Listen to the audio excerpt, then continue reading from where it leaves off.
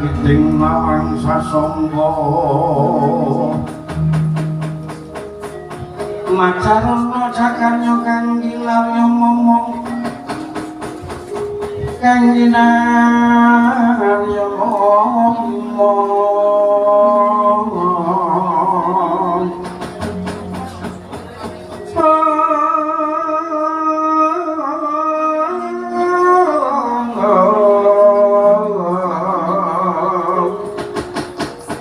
momong salira tunggal watapumi kang wingsit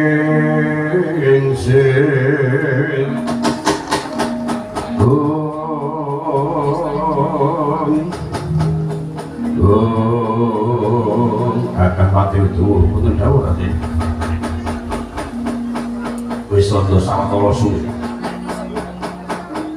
aku lan akan pati itu lan abdi Purwadi Bulus Kodrawati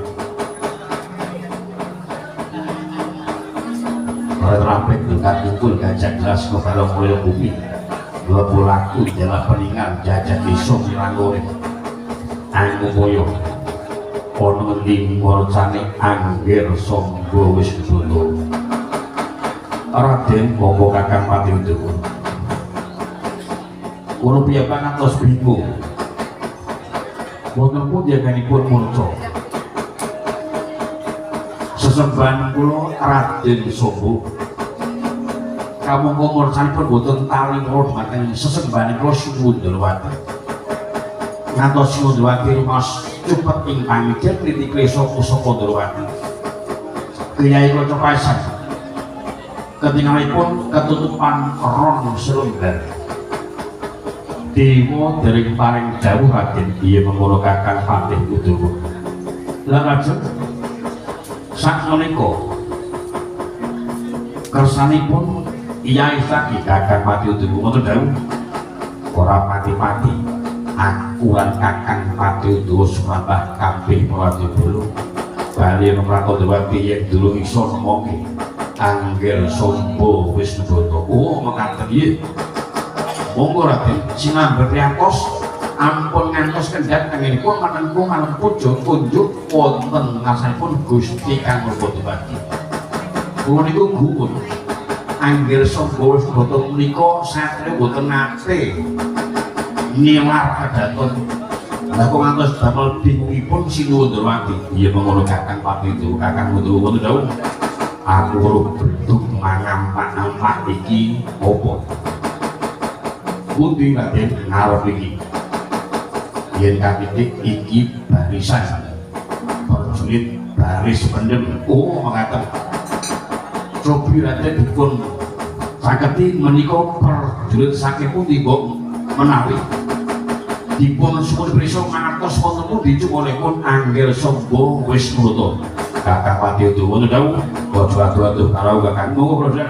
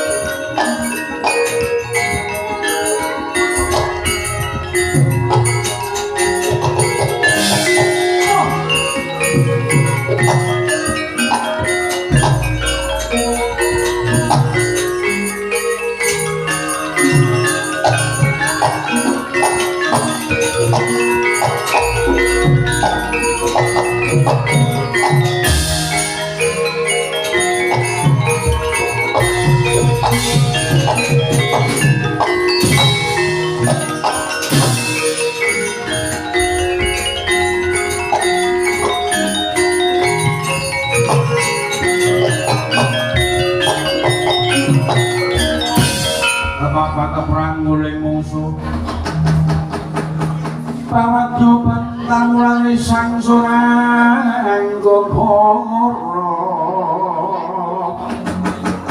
mangsaing ronanggono gawe gelar silang wang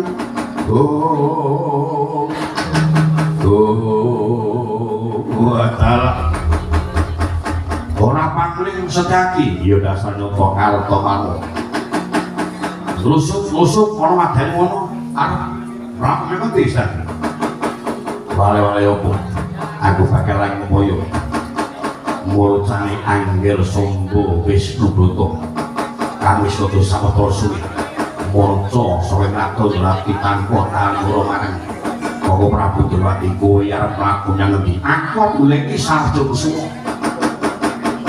golek iki Sarja Kusuma yo Sarja Kusuma lunga saka negara Ngastina tanpa pamit aku mandi panyono aku ndi pandhamu sing nyingitake Sarja Kusuma kowe aja waton ngecap kowe katokan kowe ndak kuwaku tak wong rene ora ana nyatane ngira-ngira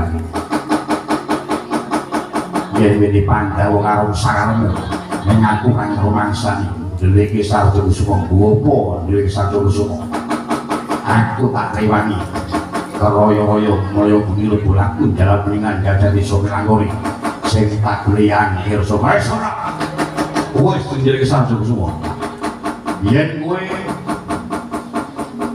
kebondo tanganmu kecerimpung sikilmu kowe bakal ngaku yen kowe sing jenenge Sarja Kusuma yen pancen karepmu kowe ngono aku rupani wani jembara wiwan wah dalah nempel nggih pati kok parat ra patut banget waten aji juga sen malah sastra jenderal tuh pasir gunung rapake kebuak jauh 12 nyaram gosring kan biji jebol diadap yuk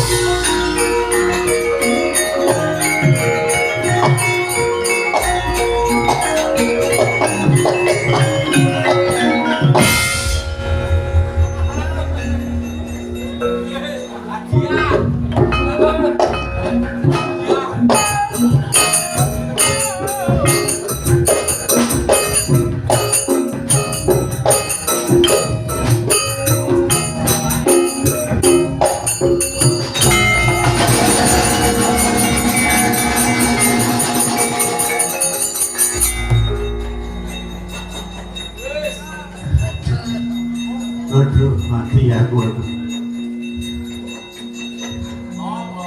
Pengen apa kan? Ngasuh.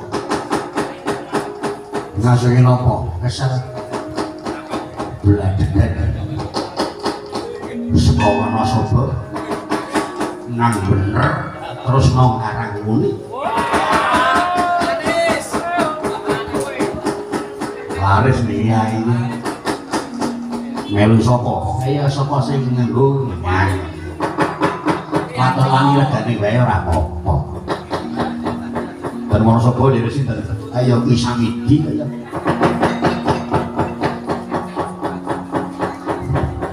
Rong dino rong dino iki.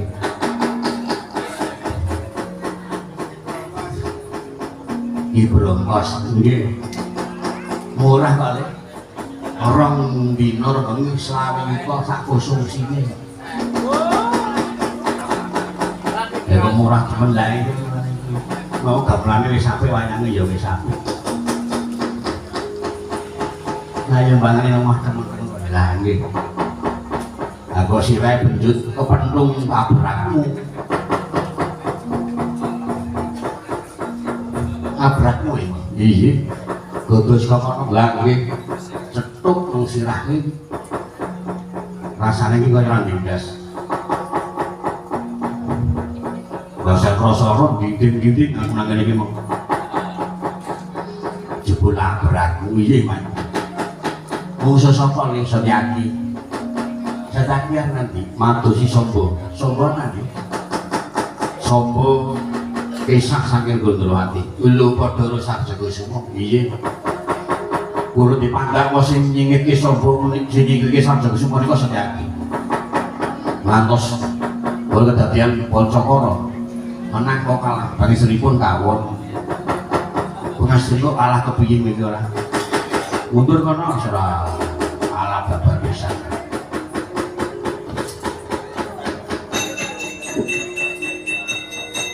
Kurawa kan maju perang wis. Angane raja-raja. Ini muni Magelang Sregep gua ini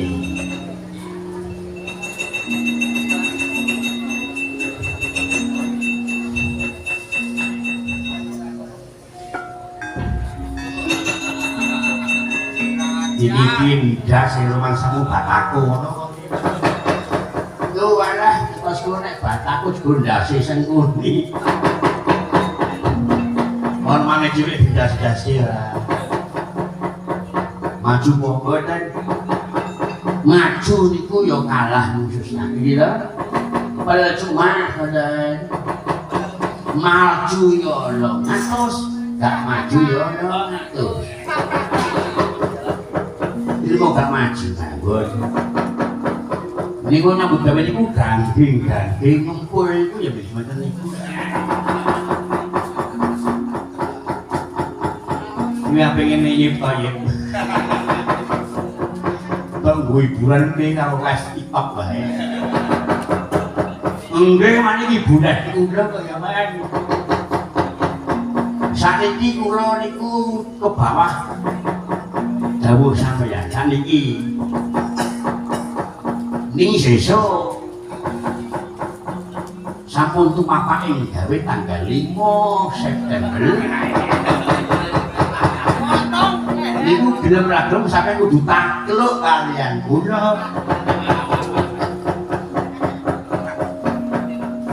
Waduh janji lakon.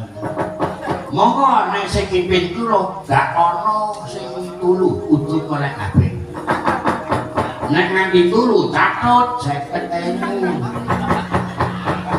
Tulu ping pindho 100.000. Semengi tulu ping 4 200.000. Antar entek iki ora. Betul iku tete Pak. Ngoten sampe iku dadi pengaruh malah malahi tulu dadi yo. Wong bilang-bilang tulu kabeh. Betul iku Pak. Saniki sampean kuwasa iki iso dilerok sampean. Sedhilung nek kudu tunduk kalian kula cikluk kalian kula sampean.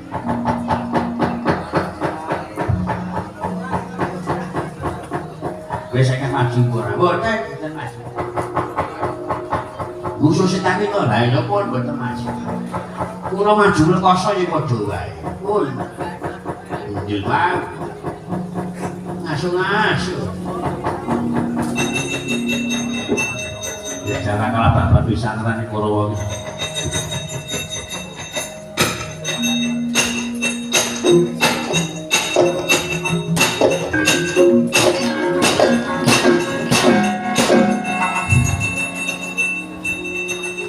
Beli ya Lur. Sa. Sita. Sedaki wani kok watak. Sen. Cacaki. Watak. Ora maju mustaki. Kowe menang musuh saiki bakal mundak pangatundak bae. Wah, parah. Sengkaki. Oh, kan. Gelem nikat. Klak.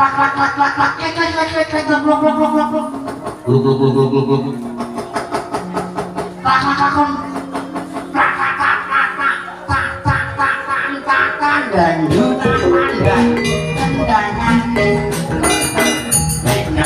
Ringgal jogetan kowe juga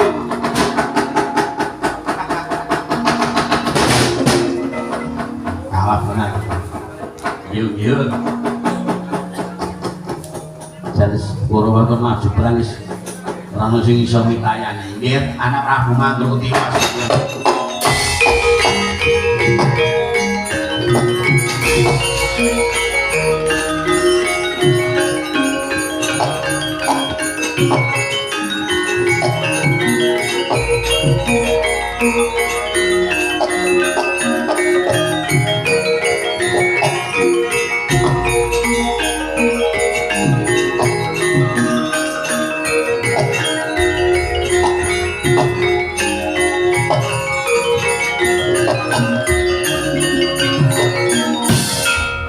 Bapak Jokowi Mas Raja. Kenapa Dek? Lah kok maja-maja dicuni? Aduh ketiwasan gitu. Ya benar Bu. Minangke karen musik nyaki, sentaki mengaten nggih anak Prabu. Sedan pun sentaki. Kepengin badhe madosi sapa? Ingin saya lanikun menika ingin ngingetaken dumateng wayah kula pun sajoso. Nanging piyambakipun boten ngaku yen ndeliki pun sajoso. Gondong luyutun mandan-mandan pun cetha kula bubar iki sing kudu manci wong Samadyaga anak Prabu Mandraguna kudu iso ngatasi gawe sentani kudu dipateni cilik dirangke tangane mengko diumum kebuki ben ngaku anggenipun ndeliki putu kula wong saterus ngaten nggih anak Prabu Baladewa sakal diwato wong kang berdiat karo penyakit ora patut ora minggat kalau ngecepet dia kamu diparah.